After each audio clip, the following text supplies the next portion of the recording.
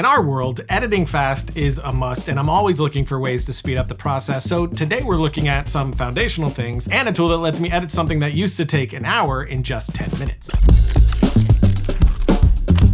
An organized project is a happy project, but we're going to do this just once, then never again, because we're creating a project template, which is just a Premiere project that I have set up with everything that I know we'll use over and over, starting with folder structure. And for me, every project has a similar folder structure, which is often something like you see here with footage, sequences, audio, and GFX and VFX with numbers on the side to keep them in the order that I want. Then I'll drill down further inside of each folder. Like footage, I'll have stand-ups for my hosting clips, screen caps for tutorials, B-roll, and sketch in case the episode has scripted bits. The idea here is to build out the structure with what makes sense for you and your project. Then for something like Film Riot, where there's reused assets, I'll make an asset timeline and fill it with all the stuff we normally use. Graphics, lower thirds, transitions, whatever we're pulling episode to episode. These usually have multiple clips and sound, so putting them here lets me drag and drop instead of reconstructing every time. This is also a host-driven show, so I'll create two more sequences, the episode sequence and the hosting sequence, or stand-ups as we call them. Then I drop the stand-up sequence into the episode sequence as a nest. Now inside the stand-up sequence, I'll add an adjustment layer with my grade on it. This is a grade pulled from an actual episode,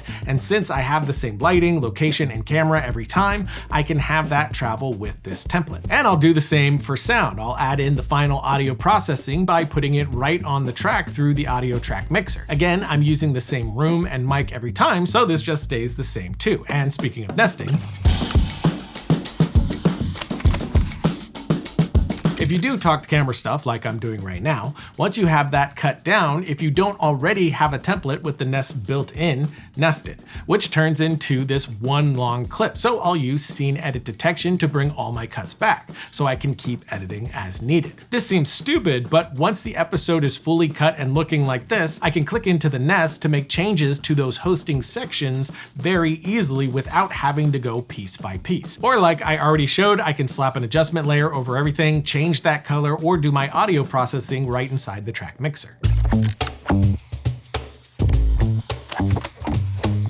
And speaking of tracks, organize them, both video and audio. For audio, my first few tracks are for voice, next few are sound effects, then music. For video, my first track is hosting, next is B-roll, and above that, we're putting graphics. And this isn't just about being tidy. With them grouped like this, you always know where everything is, and you can do things on the track level to automate as much as possible. For instance, with music under beds like you're hearing right now, I'll drop my levels here in the mixer and then add an EQ to dip the frequencies right where the voice sits, giving more room in the mix for my voice. And now that's just done on every piece of music I place on that track. And a clean house is a happy house, which, to be honest, my house gets messy often. All these tips are things that I try to do, but I get wrapped up in what I'm doing and make a mess of my timeline. I try not to because it slows me down, which is what this episode's all about, but it happens sometimes anyway. What are you gonna do? Uh-oh. There's something about that guy's tone of voice I don't like. Now, everything that I've shown so far is organizational. It's not the actual function of editing, but there are tools that can help there too. Not with the creative side, but the monotonous stuff that just gets in my way, like removing silent moments, captioning, camera switching, that sort of stuff isn't creative, it's labor, and that's where today's partner comes in. This is Autocut. It works right inside of Premiere, and you can see there's a bunch of tools here, but I'm just going to jump into my favorite things, with this first one being the first one that I use inside of my workflow, and that's Autocut Silences. With any kind of podcast interview or the stand-ups like I'm doing right here, there's always a ton of silent beats to cut out throughout the clips. So instead of doing that manually, I'll go here, select the tracks that I want to work with, then click Validate. Now I'll calculate my noise threshold, and our show moves fast, so I'll put the pacing to jumpy, then I'll set to remove silences. And on transitions, you have different options, but I'll handle all that myself later, so I'll leave it at none. Then I'll let it do its thing, which it does shockingly fast. Now, when I started, the timeline was at 18 minutes, and AutoCut has removed 3.5 minutes, but I'm going to keep going here. Next, I'll use AutoCut Repeat, which takes out repeated or bad takes. For instance, if I have a take where I mess up a few times, like just now, I can go here, do the same process, validate, and now I have the option to add a reference script, but I'll just click generate transcript. It does its thing, and now I have a transcript from the timeline that shows me what Autocut plans to remove in red. Now I'll scan this, and if I find something that shouldn't be cut, I'll select it, or I can select things that I want to remove that isn't selected. You can also play back here at different speeds to double check what you're removing or adding. Then when I'm done, I click here and it does the removals. There's still stuff to clean up, of course, but even after cleanup, I went from cutting stand-ups in 30 to 45 minutes to right around 10 minutes. And since I already have my project set up from before, the sound and color are already completed as well. So in just 10 to 15 minutes, we have stand-ups ready with final color and sound. So now I'll jump back to my main episode timeline and do my scene edit detection to bring back my cuts like before, and I'm ready to move on to the next step. Adding zooms or cut-ins is another needlessly time-consuming task. To hide cuts, we'll always do a digital scale up or down to make it feel like a new angle, like this right here. Now, we don't do it on every cut because B-roll hides most of them, but it's easier to take away than add. So I'm going to come in here to AutoZoom, handle the same setup, validate. Now in here, I'm going to select on the cut. Then down here, I'll set where I want it to zoom and at what scale, which does remind me, I see a lot of people using this technique, but they don't scale enough. They'll go from like 100 to 110.